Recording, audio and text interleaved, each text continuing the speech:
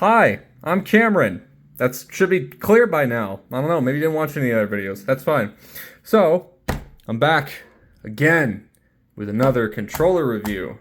This thing right here is a Snackbox Micro. I think that's what it's called. I don't know. I should probably remember the name of this stuff before I buy it. It's from Junk Food. It's upside down, that's fine. So Junk Food. I have a bad hand. I gotta press the buttons too hard, right? This thingy-mabobber right here is meant to make doing inputs for fighting games easier. And I, an avid bad at Tekken guy, was interested in checking one of these out for a long time because I've always been terrible at doing motion inputs. I can do them, I just do them in a way that causes me horrible pain in my right hand, not my left hand for some reason. And I was always interested in picking one of these up. It was on a sale for about $100 off. I don't know if it's still on sale right now. It should be, as of the posting of this video. If I'm wrong about that, sorry. I don't work for them or anything like that. I just wanted to talk about this thing because it's neat. So, I'll just get right to it. I think it's easier to chronologically describe things than it is to go over features or anything like that. The packaging was fine. The box is right over there, actually, underneath my other desk. I didn't throw it away yet for some reason. Packaging was fine. It was all bubble wrapped and stuff like that. One thing I want to note is that when I received this, it doesn't really show up very well in the picture. The side of it was scratched. You can kind of see that like here-ish. There's like some scratches there in the paint or plastic, whatever you want to call it. I don't know if that's the manufacturer's fault or the delivery guy's fault. The delivery guy delivered my other package wrong. Maury over there was delivered to the wrong location. So that guy shouldn't have his job. But that's one thing to note about it. I didn't really like the fact that it was all scratched up a little bit at the top like that. But aside from that, it looks really sleek. This case right here comes off really easily. There's just some screws on the back. So that's really easy to take off and replace with a different cover. So it'd be really easy to get like custom art and stuff like that. I really like that. One big problem I want to stress right now, a big problem for someone like me who gets mad about this type of stuff, is that it comes with the LED lights pre-turned on. When you press a button, it's not plugged in right now, and I have it turned off anyways. When you press a button, it makes like an LED flash. Now me, I have like a nice like LED keyboard and stuff. I have that turned off. I don't like big giant flashing lights in my face when I'm playing something. It's quite distracting. I hate LEDs. I wouldn't be surprised if you could drop this price down by like $40 if you got rid of all the LEDs. Not a big fan of that. Those were all like permanently turned on, and the only way to get that to turn off was to download an external app. I hated that. I didn't see anybody else ever talk about this in any of the fighting game guy rates controller videos I've seen. So I wanted to stress that. But the app was really bad, like kind of crashed often and stuff. It took a couple of tries, but now that that's off, it's like permanently off. Don't have to worry about it anymore. Now this specific model is the one that hooks into like every modern console. It hooks into PlayStation 3, PlayStation 4, 5, Xbox, PC, and Switch. I was going to get the Switch and PC one because that's the only thing I actually, play on is my PC. I don't plan on going to locals anytime soon or anything like that. But my friend who ordered it for me ordered the wrong one. It was only $50 more, so I'm not too bummed out about that in case it comes up. But this connects to everything, and the way that you do that is that when you plug it in, you hold down one of the corresponding face buttons, and there's a manual that comes with that that explains that. That'll kind of activate the chipset that you need. I probably used the wrong term for that, in order to connect it to anything, which is great. Having one controller for everything is fantastic. I'm surprised this is as cheap as it is. It's a pretty expensive controller, but on sale, you can't really compete with that. The buttons themselves, I really love how the buttons feel. Personally, I like it. I think it feels really natural. They feel a lot mushier. I talk about mushy buttons a lot. Then my other fight stick, which I have over there, is a lot clackier. This is more mushier. I really like that. It feels very natural.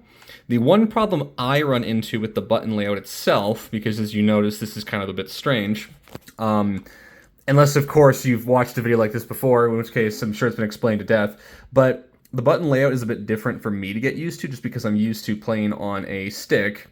I have a stick over there I should have brought over for the explanation, but who cares? It's irrelevant. And for 2D fighting games, where the only directions you really need to worry about are back, down, and forward, that's not really much of a problem here. This is really intuitive to get used to, and inputs are a lot easier to do. I know a certain bearded individual who would get very mad at how easy it is to do inputs on this thing. However, this funny button right here is the up button. You can kind of think of it as being like a jump button on a flash game on your space bar. That's how I think about it, at least. And while that's not a problem for 2D games. For someone like me who plays a lot of Tekken, it's very difficult to imagine, like, back, down, forward, up. Like, up is down here. You know, I really don't like that. But once you get used to it, it's not that bad. If you just kind of try to compartmentalize it, like this is the jump button, associating it by moving upwards really isn't actually that bad. And the trick that I found is that if I just rest my thumb off of the button, I don't have my muscle memory kicking in too early and like making me think like, oh, this is down or something like that. Like this is more down than this is.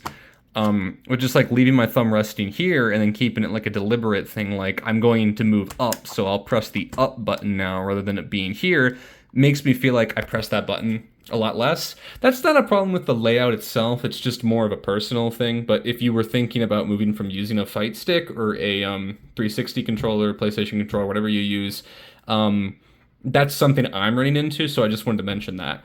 Up here, you have some of the more like not necessary buttons. This one's start, this is select.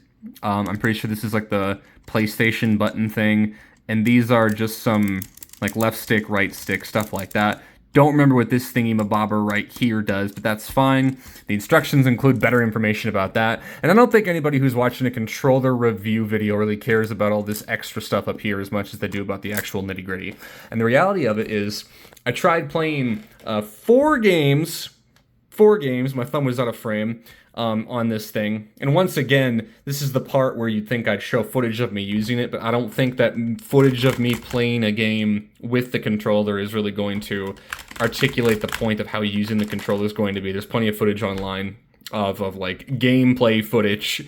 Maybe I should put like Subway Surfers in the top right hand corner or something like that. But my experience, I tried 4 different games with this thing just because I was curious, and those games were Guilty Gear Xrd Rev 2. That's not Strive. It's not Strive. I didn't play Strive. No Strive. It was Guilty Gear Xrd Rev 2, Tekken 8, Street Fighter 6, and Ultimate Marvel vs. Capcom Infinite, because a friend saw it was on sale and he picked it up. Don't know, didn't think that was going to end up happening, but those are the 4 games I tried out on it. And my experiences with each of those are as followed. Rev 2 was the first one that I tried, and inputs felt a lot easier to do in that game. I always feel like inputs in Guilty Gear are pretty precise, and they're really over the top. You're doing half circles, back and forth, stuff like that. Once I got used to it, inputs had never felt easier in that game, and they never felt better to me. Like, the satisfaction of, like, doing dust loops in the corner with Soul with this thing, it felt like you're typing an essay. Like, the same muscle memory that you have, or, like, the ambidextrousness that you get from using a keyboard is going to work just fine here. This felt like typing an essay when I was doing dust loops. I love that.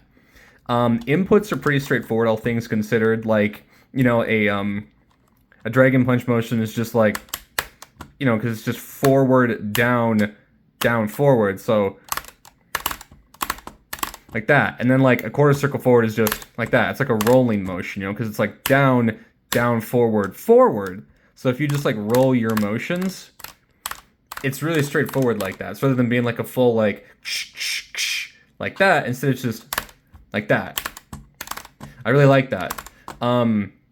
Running forward and doing fireballs is a little difficult. You kind of have to like pause it a little bit more. That's what I ran into.